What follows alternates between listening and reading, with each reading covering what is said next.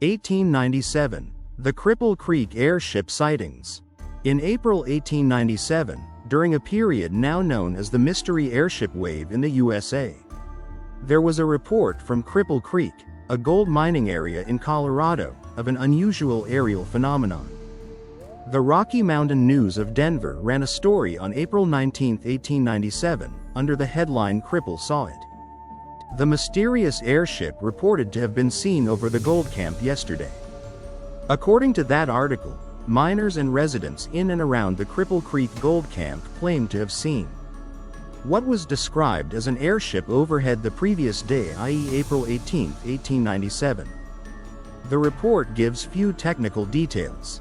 It is not clear how big the object was, what shape it had, exactly how it was lit, how long it was observed, or whether any noise was heard. The article emphasizes that the witnesses came from a mining population, miners and people associated with the gold camps who were accustomed to the rugged terrain and mountain darkness. Another article in the Rocky Mountain News, from April 14, 1897, mentions Professor Huff and his theory that the supposed airship is the star Alpha Ormua. Don't stand as high in the minds of thousands of citizens of this city, which indicates that there was public debate, skepticism, and alternative explanations floating around in Denver and beyond for what was being seen. So the Cripple Creek case is one among many under the umbrella of that 1897 airship flap reports of unknown craft. Lights in the sky, or airships in places without conventional aircraft flight. The local context: Cripple Creek, mining camp environment. Cripple Creek in 1897 was a thriving gold mining district in Colorado. The town and camps around it were part of a boom, with a large population of miners, investors, businesses, and support infrastructure. Lives in the mining camps were often hard, rugged work, remote terrain, limited lighting at night so light in the sky could be more noticeable, and weather and darkness that could obscure perception. The residents were used to danger, to unpredictable events, to natural phenomena, storms, atmospheric weirdness, but likely less accustomed to flying machines which were still in their infancy, especially powered heavier than air flight. In this environment, a strange light or object overhead would stand out and generate discussion. The miners and local populace were people accustomed to risk and speculation, gold veins, volcanic geology, unexplained cave-ins, etc., so the claim of an unusual aerial machine could tap both their curiosity and their fears. Effects, reactions at the time. Public interest and newspaper sensation. As with many of the 1897 airship reports, once a sighting made the press in a mining region like Cripple Creek, word spread. Newspapers in Denver and elsewhere picked up the story. The Rocky Mountain News was one of the more influential papers in the area, and by reporting the Cripple Creek sighting, it lent legitimacy and visibility to the claim. Skepticism and alternative explanations. The mention of Professor Huff and his theory that some of the supposed airships could be stars in the Denver press suggests that there was already a debate between writers, scientists, or at least educated observers. Was this really a craft, or simply optical illusions, bright stars, planets, or other celestial bodies misinterpreted? People accustomed to reading newspapers knew the possibility of hoaxes, exaggerations, misreporting, fear, wonder, and social talk. While the specific Cripple Creek report does not seem to include descriptions of panic, there is evidence in analogous reports from other towns during that wave that people were excited, frightened, curious, and sometimes even alarmed. For miners, who had daily exposure to physical danger, an aerial object could represent either a sign of progress, someone inventing something new, or something more ominous. In remote or semi-remote areas, anything unexplained in the sky could feed into folk beliefs, rumors, or spiritual interpretations. Economic investment impacts. I did not find credible evidence that the Cripple Creek airship sighting directly caused economic changes, e.g. investment in airship or aeronautical ventures, or panic selling, or mining investment shifts. The major economic factors in Cripple Creek in that era remained gold yield, supply lines, mining labor issues, strikes, and natural challenges. So while the report added to regional lore, there is no documented large-scale economic consequence directly tied to the airship report. Notable people: Professor Huff. This individual is named in the Denver Rocky Mountain News in relation to the theory that some of the airship sightings could be stars. Specifically Alpha Ormua, likely a misprint or variant name. His mention shows that educated observers or scientific figures were already trying to provide natural explanations.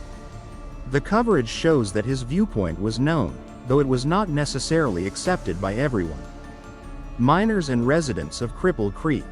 Although no specific individual witness names are given in the source I located, the community of miners was central. The sighting over the gold camp indicates that multiple witnesses with presumably rough character were involved. These were people who might tie their credibility to their physical labor, toughness, daylight visibility of ores, etc. The fact that newspapers printed their accounts suggests they were considered credible enough or at least interesting enough to readers. Editors and newspaper reporters of the Rocky Mountain News.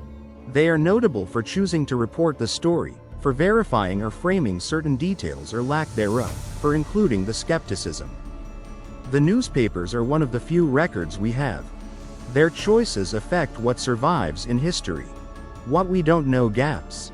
Because of the age and kind of sources, there are many blanks. No known technical drawings, photographs, or physical evidence of the airship from the Cripple Creek report. No detailed witness statements preserved that I could find giving shape, size, speed estimates, light configurations, or duration and direction precisely. Unclear whether the object was heard or silent. No data on whether people thought it was mechanical or living, or who might have made it. No follow-up investigation, at least none well documented from government bodies, scientists, or inventor communities that traces the cause if human experimenter, balloon, optical illusion, etc. Because reports are via newspapers, there is always possibility of embellishment, errors in transcription or printing, telescoping of time, etc. Legacy and impact over time. Even with limited detail, the Cripple Creek case has a legacy, especially in UFO airship history and local folklore. Part of the 1897 airship wave record, the Cripple Creek sighting is regularly cited in catalogs and summaries of the 1897 mystery airship phenomenon. It contributes to the picture that many different communities, including remote mining towns in rugged terrain, saw something unexplained. It supports the hypothesis that sightings were not isolated to more populous or flatter regions. Cultural local lore. In Cripple Creek and in Teller County, which includes the Cripple Creek Mining District, stories like the airship contribute to the historical identity. When people talk about Cripple Creek's past, mining, boomtowns, strikes, ghost towns, etc., the mysterious light airship stories pepper the narrative, adding flavor. Such stories are sometimes included in local history talks, museums, folklore collections. Influence on later UFO airship research. Later researchers have used the Cripple Creek case as a comparison point to examine how mining communities report unexplained phenomena, to analyze the influence of terrain, mountains, darkness on perception, to explore how newspaper reporting frames belief versus skepticism, skeptical and scientific interpretation. Over time, some have tried to reinterpret such reports as misidentifications of planets, stars, atmospheric phenomena, meteors, aurora, reflections, or perhaps early balloons, searchlights, etc. The presence of alternative explanations as illustrated by Professor Huff's theory in Denver is part of the legacy. The Cripple Creek case serves as a case study in how early witnesses and journalists handled ambiguity. Relevance today.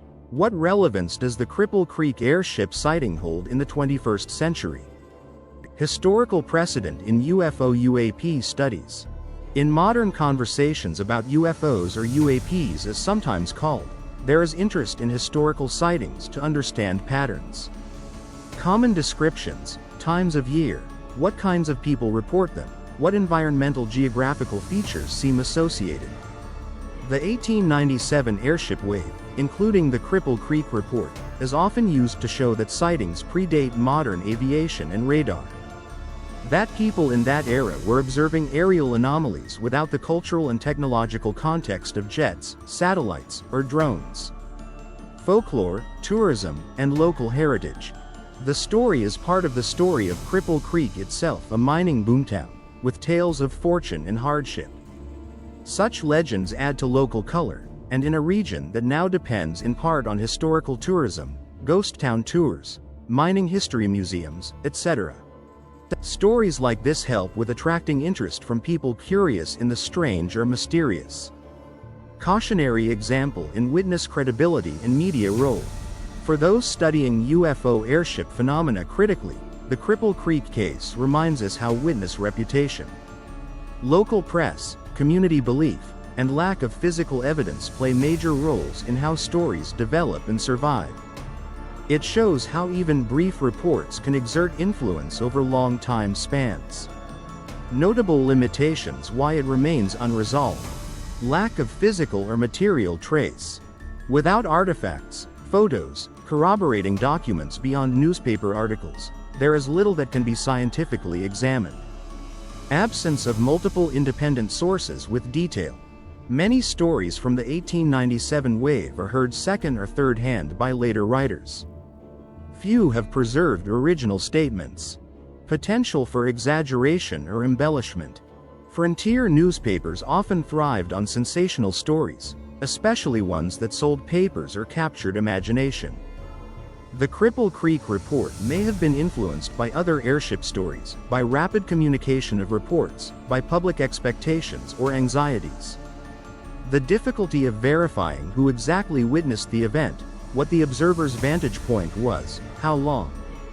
Whether environmental conditions, moonlight, clouds allowed for misinterpretation of atmospheric light effects. Conclusion. The April 1897 Cripple Creek airship case stands as a small but intriguing piece of UFO aerial mystery history. It lacks many of the concrete details that modern UFO cases sometimes supply. But its importance lies not in its completeness so much as its representativeness and its context. At the time, the report stirred curiosity in Colorado. It became part of conversations about what technological marvels might lie ahead, what natural phenomena might exist as yet poorly understood. It joined a wave of similar sightings across the country in spring 1897. Adding a mountain mining town to what might otherwise appear as reports from flatter, more populated regions. Today, it offers historians, UFO researchers, folklorists, and curious locals a window into how people of that era saw, reported, and believed or doubted strange sightings in the sky. The lack of resolution keeps it mysterious, which is part of its power. It reminds us that not all phenomena are neatly explained, and that sometimes a story lives on through its questions more than through its answers.